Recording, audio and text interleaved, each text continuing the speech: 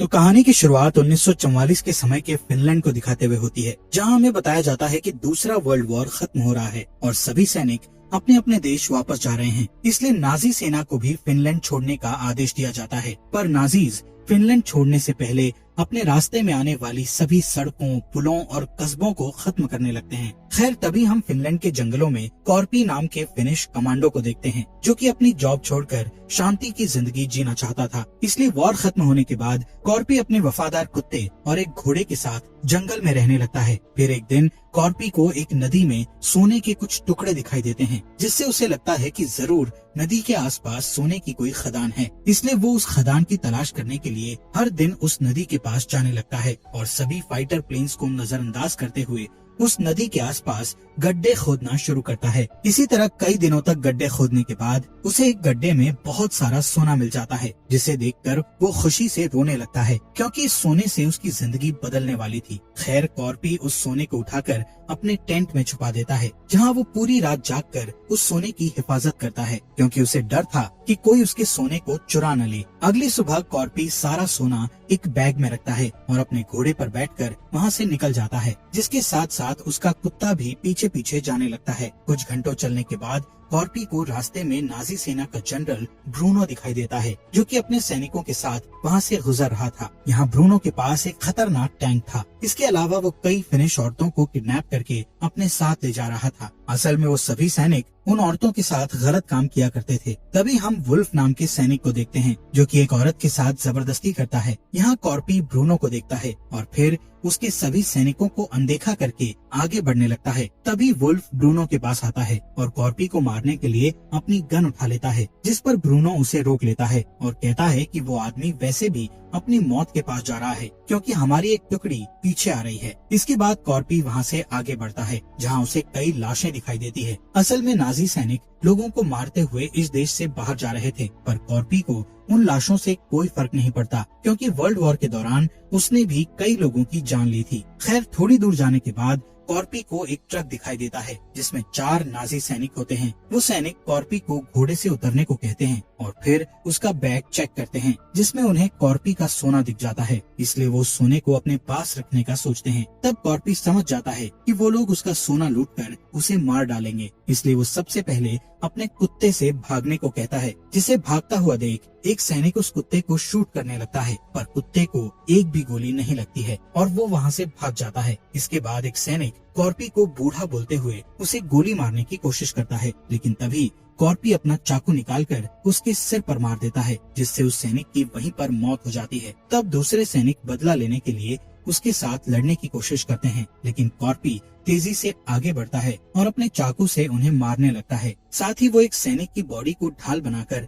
गोलियों से बचने लगता है, जिसके बाद वो एक सैनिक को हेलमेट से पीट कर मार डालता है। तभी बचा हुआ सैनिक उसे पीछे से पकड़ने की कोशिश करता है, जिससे कॉर्पी उसका हाथ मोड़ देता है और उसे अपनी गन से शूट करके मार डालता है। इधर ब्रूनो और उसके सैनिकों को जब गोलियों की आवाज सुनाई देती है, तब वो चेक करने के लिए वापस पीछे आने लगते हैं, लेकिन तब तक कॉर्पी वहाँ से चला जाता है। यहाँ ब्रूनो देखता है कि उसके 4 सैनिकों को किसी ने मार दिया है। तभी उसे अपने एक सैनिक के पास सोने का टुकड़ा दिखाई देता है, जो कि उस सैनिक ने अपनी जेब में छिपा लिया था। इस टुकड़े को देखकर ब्रूनो को समझ आ जाता है कि उसके साथियों को यहाँ से जा रहे उस बूढ़े आदमी ने ही मारा है और उसके पास बहुत सारा सोना है। इसलिए ब्रूनो कॉर्पी के पीछे जाने का फैसला करता है। कुछ ही देर बाद उन्हें रास्ते में कॉर्पी दिखाई देता है। तब वो अपने टैंक से उस पर गोली चलाने लगता है, लेकिन कॉर्पी अपने घोड़े की स्पीड बढ़ाता है और उन्हें चकमा देकर भागने लगता है। जिसके बाद कॉर्पी एक माइन फील्ड में चला जाता है, जहाँ नाजी सैनिकों ने कई माइन बिछाकर रखी हुई थी। इसी दौरान ब्रूनो भी वहाँ पहुँच जाता है, पर वो अपने आदमियों को शूट करने से मना करता है और हंसते हुए उन्हें बताता है कि ये बूढ़ा आदमी ब्लास्ट होने वाला है। तभी कॉर्पी का घोड़ा एक माइन पर पैर रख देता है, जिससे वहाँ ब्लास्ट हो जाता है और कॉर्पी घायल हो जाता है, पर इस ब्लास्ट में उसका घोड़ा मर जाता है। थोड़ी देर में ब्रूनो वहाँ आता है और देखता है कि कॉर्पी अपना सोना उठाकर बैग में रख रहा है। इसलिए ब्रूनो वहीं रुक जाता है और कॉर्पी को देखता रहता है। असल में वो सोना उठाने के लिए माइन फील्ड में जाना नहीं चाहता था, इसलिए वो कॉर्पी को मारने के लिए थोड़ा इंतजार करता है। फिर जैसे ही कॉर्पी सारा सोना उठा लेता है, तब ब्रूनो अपने सैनिकों से कॉर्पी को मारने का आदेश देता है, लेकिन कॉर्पी पहले से ही तैयार था, इसलिए वो सोने के साथ एक पत्थर उठा लेता है और एक माइन पर फेंककर ब्लास्ट कर देता है, जिससे वहाँ काफी ज्यादा धुआं फैल जाता है और कॉर्पी धुएं की मदद से छिप जाता है। जिसके बाद नाजी सैनिक उसे मारने के लिए धुएं में गोलियां चलाने लगते हैं, लेकिन कॉर्पी एक ढाल का उपयोग करके उन गोलियों से बच जाता है। कुछ देर बाद ब्रूनो अपने एक सैनिक को कॉर्पी को चेक करने के लिए भेजता है। तब वो सैनिक गलती से एक माइन से टकरा जाता है, जिससे उसकी मौत हो जाती है। ये देखकर ब्रूनो अपने 2 और सैनिकों को वहाँ भेजता है, पर वो दोनों भी माइन पर कदम रखने के कारण मारे जाते हैं। फिर जब वहाँ का धुआं साफ होता है तो उन्हें पता चलता है कि कॉर्पी वहाँ से भाग चुका है। ये देखकर ब्रूनो को बहुत गुस्सा आता है, इसलिए वो 2 फिनिश औरतों को ढाल बनाकर माइन फील्ड से गुजरने का फैसला करता है। इसलिए वुल्फ सबसे डरी हुई औरतों को पकड़ कर ले आता है और उन्हें टैंक के सामने चलने का कहता है। इस बीच ब्रूनो उस जगह की जांच करता है जहां उसे कॉर्पी के कुत्ते का टैग मिलता है। थोड़ी देर के बाद वो सभी माइन फील्ड से गुजरने लगते हैं, जिस दौरान ब्रूनो कॉर्पी के बारे में जानकारी मांगने के लिए टैंक में रखे रेडियो का यूज करता है। तब उनके हेड ऑफिसर उन्हें बताते हैं कि उस बूढ़े आदमी का नाम कॉर्पी है और तुम्हें उसका पीछा करना बंद करना होगा। इसके अलावा हेड कहता है कि तुम भाग्यशाली हो जो कॉर्पी से मिलने के बाद भी जिंदा हो, क्योंकि कॉर्पी वर्ल्ड वॉर का सबसे खतरनाक कमांडो था और कोई भी उसके साथ दुश्मनी नहीं करना चाहता। साथ ही ब्रूनो को पता चलता है कि वॉर के दौरान रशिया के सैनिकों ने कॉर्पी के परिवार को मार डाला था, जिसके बाद कॉर्पी एक खतरनाक सैनिक बन गया और उसने अपने ऑफिसर्स का आदेश लेना भी बंद कर दिया। तब से ही उसके ऑफिसर्स ने उसके ऊपर कंट्रोल करना छोड़ दिया और उसे रशियन सैनिकों का शिकार करने के लिए अकेले जंगल में भेज दिया। तब से लेकर आज तक वो 300 से ज्यादा रशियन लोगों को अकेले मार चुका है। सबसे आखिर में हेड उन्हें कहता है कि सबको लगता है कि कॉर्पी अमर है, इसलिए तुम्हें उसका पीछा नहीं करना चाहिए। पर ब्रूनो को इस बात से थोड़ा सा भी डर नहीं लग रहा था, इसलिए वो कॉर्पी की तलाश जारी रखता है। असल में नाजी सैनिकों को युद्ध हारने के कारण सजा मिलने वाली थी और ब्रूनो उस सोने की मदद से अपनी सजा खत्म करवाना चाहता था, इसलिए वो किसी भी हाल में कॉर्पी से सोना चुराना चाहता था। इस बीच हम कॉर्पी को देखते हैं, जिसे रास्ते में एक जला हुआ ट्रक दिखाई देता है। तब वो छिपने के लिए उस ट्रक के पीछे जाकर लेट जाता है और अपने घावों को ठीक करने के लिए चाकू से सभी गोलियां निकालता है और घावों को धूल से ढक देता है। तभी कॉर्पी का कुत्ता भी वहां आ जाता है। अब क्योंकि कॉर्पी ने उसे अपने आप से दूर भागने को कहा था, इसलिए वो कॉर्पी के पास नहीं जाता है, बल्कि उसे दूर से ही देखता है। यहाँ कॉर्पी की हालत खराब होने के कारण उसकी आंख लग जाती है, पर कुछ ही घंटे बाद वहाँ नाजी सैनिक आ जाते हैं, जिनकी आवाज सुनकर वो जाग जाता है। तब कॉर्पी देखता है कि नाजी सैनिक उसे ढूंढने के लिए कुत्तों का इस्तेमाल कर रहे हैं, इसलिए वो तुरंत ट्रक के नीचे छिप जाता है और नाजीज को देखने लगता है।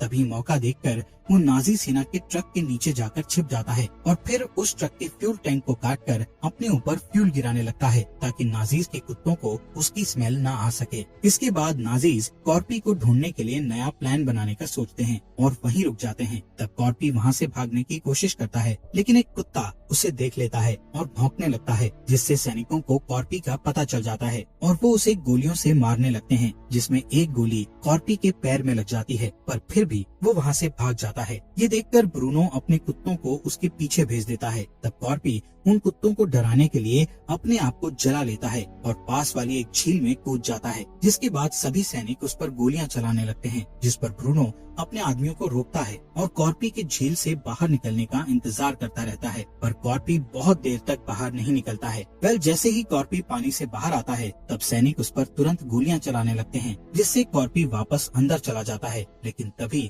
उन्हें पानी के अंदर से ब्लड निकलते हुए दिखाई देता है, जिससे सबको लगता है कि कॉर्पी मर गया है। इसलिए 3 सैनिक सोना निकालने के लिए एक बोट से झील के बीचों बीच जाते हैं, जिसमें एक सैनिक पानी के अंदर कूदता है। तब कॉर्पी उसे पकड़ लेता है और अपने चाकू से मार डालता है, जिससे पानी के ऊपर काफी ब्लड आ जाता है। ये देखकर ब्रूनो अपने दूसरे सैनिक को पानी के अंदर भेजता है, पर इस बार फिर से उसे ब्लड दिखाई देता है। ये सब देखकर तीसरा सैनिक बहुत डर जाता है, इसलिए वो बोट को लेकर वहाँ से दूर जाने लगता है, जिस पर वुल्फ उस सैनिक को गुस्से में गोली मारकर मार देता है। तभी कॉर्पी पानी से बाहर आता है और गोलियों से बचने के लिए उस तीसरे सैनिक की बॉडी को अपनी ढाल बनाकर भागने लगता है। यहाँ ब्रूनो देखता है कि कॉर्पी का कुत्ता झील के किनारे खड़ा होकर रो रहा है, क्योंकि वो अपने मालिक के पास जाने के लिए पानी को पार नहीं कर सकता था। इधर ब्रूनो कॉर्पी के कुत्ते को देखकर अपना अगला प्लान बनाता है। दूसरी तरफ कॉर्पी कुछ घंटे चलने के बाद आखिरकार एक शहर में पहुंच जाता है, लेकिन ये शहर नाजीज ने पूरी तरह तबाह कर दिया था। अब क्योंकि कॉर्पी बहुत थक चुका था, इसलिए वो गैस स्टेशन के अंदर आराम करने का फैसला करता है, जहाँ वो अपने पैर के दर्द को सहन करते हुए सोने की कोशिश करता है, जिस दौरान उसे वो दिन याद आता है जिस दिन उसने अपने परिवार को खो दिया था।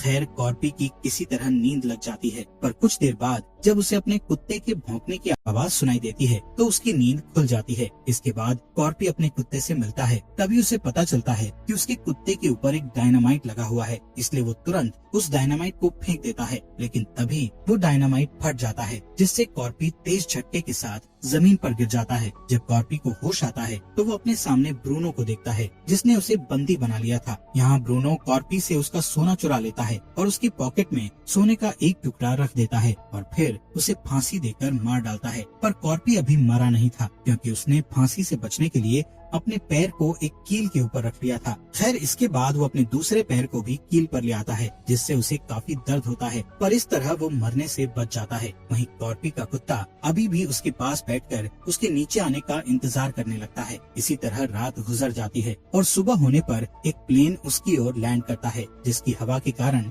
कॉर्पी की रस्सी टूट जाती है और वो जमीन पर गिर जाता है। तभी उस प्लेन से दो पायलट उतरकर बाहर आते हैं और गैस की तलाश करते हैं, जिस दौरान उन्हें कॉर्पी और उसका कुत्ता दिखाई देता है। इसलिए पायलट अपने साथी से उन दोनों को गोली मारने के लिए कहता है, पर वो पायलट उसे मारने से डरने लगते हैं। तभी कॉर्पी मौका देखकर उस पायलट के पैरों पर वार करके उसे नीचे गिरा देता है, जिससे पायलट का सर एक पत्थर से टकरा जाता है और वो बेहोश हो जाता है। इसके बाद दूसरा पायलट वहाँ आता है। तब कॉर्पी मौका देखकर उस पर एक ईंट से वार करता है और उसे जान से मार देता है। यहाँ कॉर्पी को लगता है कि अब वो अपना सोना कभी भी वापस नहीं ला पाएगा, इसलिए वो ब्रूनो का दिया हुआ छोटा टुकड़ा वहीं पर दफन कर देता है। तभी वो दूसरे पायलट को हिलता हुआ देखकर समझ जाता है कि वो अभी जिंदा है, इसलिए वो उस पायलट के प्लेन से ब्रूनो के पास जाने का प्लान बनाता है ताकि वो उससे अपना सोना वापस ला सके। लेकिन सबसे पहले वो अपने घावों से सभी गोलियां और मेटल के टुकड़ों को बाहर निकालता है और घावों पर आग लगाकर उन्हें एक तार से बंद कर देता है। ये देखकर पायलट उससे बुरी तरह डरने लगता है, जिसके बाद कॉर्पी अपने कुत्ते को वहीं छोड़ देता है और प्लेन में बैठकर ब्रूनो की तलाश में निकल जाता है। दूसरी तरफ नाजीज को अपने रास्ते में एक क्रैश्ड प्लेन दिखाई देता है, जिसे चेक करने के लिए वुल्फ प्लेन के अंदर जाता है और देखता है कि प्लेन क्रैश में पायलट की मौत हो चुकी है। तभी वुल्फ नोटिस करता है कि उस पायलट के गले में वही रस्सी है जिससे उन्होंने कॉर्पी को फांसी दी थी। यहाँ वुल्फ समझ जाता है कि कॉर्पी अभी जिंदा है और उन्हें मारने के लिए वापस आ गया है। साथ ही ब्रूनो भी समझ जाता है कि कॉर्पी बहुत खतरनाक है, इसलिए वो अपने आदमियों को तुरंत वहाँ से भागने का आदेश देता है। इसके बाद हम दो सैनिकों को देखते हैं जो फिनिश औरतों के साथ ट्रक में बैठे होते हैं। वो दोनों सैनिक कॉर्पी के बारे में बात कर रहे होते हैं, जिनकी बातें सुनकर एनो नाम की औरत उन पर हंसने लगती है और उन्हें बताती है कि कॉर्पी को कई रशियन सैनिकों ने मारने की कोशिश की थी, लेकिन आज तक कोई भी उसे नहीं मार सका, क्योंकि कॉर्पी किसी भी तरह बच जाता है और फिर अपने दुश्मनों को ढूंढकर उन्हें मार डालता है। इसके अलावा एनो उन्हें बताती है कि कॉर्पी को फिनिश लैंग्वेज में सीसू नाम से बुलाते हैं, जिसका मतलब बहादुरी होता है और कॉर्पी कभी भी हार नहीं मानता है।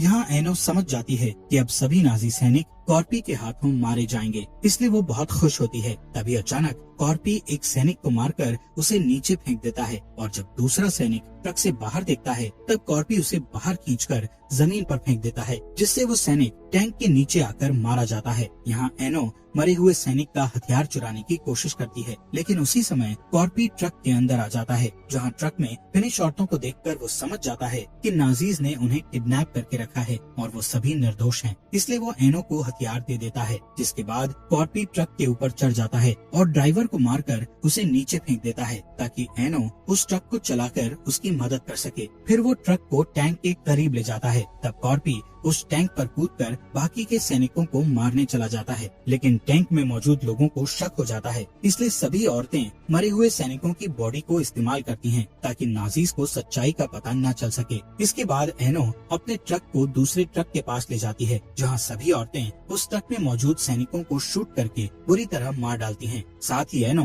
ट्रक के ड्राइवर को भी गोली मार देती है, जिससे वो ट्रक सड़क के नीचे उतर जाता है। दूसरी तरफ कॉर्पी टैंक के गेट को तोड़ने की कोशिश करता है। तब ब्रूनो टैंक को अचानक से रोक देता है, जिससे कॉर्पी नीचे गिर जाता है। ये देखकर वुल्फ कॉर्पी को मारने के लिए टैंक से बाहर आ जाता है, लेकिन कॉर्पी जल्दी से वापस टैंक पर चढ़ जाता है और वुल्फ से लड़ने लगता है, जिस दौरान वो दोनों जमीन पर गिर जाते हैं। अब टैंक में सिर्फ ब्रूनो और शूट्स नाम का सैनिक होता है, जो कि अपनी जान बचाकर वहाँ से भागने लगता है। यहाँ कॉर्पी वुल्फ को बुरी तरह पीट कर मारने लगता है, लेकिन इससे पहले कि वो उसे जान से मार पाता, तभी वहाँ एक बाइक से दो नाजी सैनिक आ जाते हैं, पर वो दोनों कॉर्पी को पहचान जाते हैं, इसलिए वो उससे डरकर वहाँ से भाग जाते हैं। यहाँ कॉर्पी वुल्फ को जिंदा छोड़ देता है और उस बाइक को लेकर टैंक का पीछा करने के लिए निकल जाता है, जिससे वुल्फ को लगता है कि कॉर्पी ने उसे जिंदा छोड़ दिया है। पर कुछ ही देर में फिनिश औरतें वुल्फ से बदला लेने के लिए वहां आ जाती हैं। इसी बीच ब्रूनो एक पायलट से मिलता है और उसके प्लेन से भागने का सोचता है। तब पायलट उसे बताता है कि उसके प्लेन में सिर्फ एक इंसान के बैठने की जगह है, जिस पर ब्रूनो अपने साथी शूट्स को शूट करके मार डालता है और प्लेन में बैठकर वहां से भाग जाता है।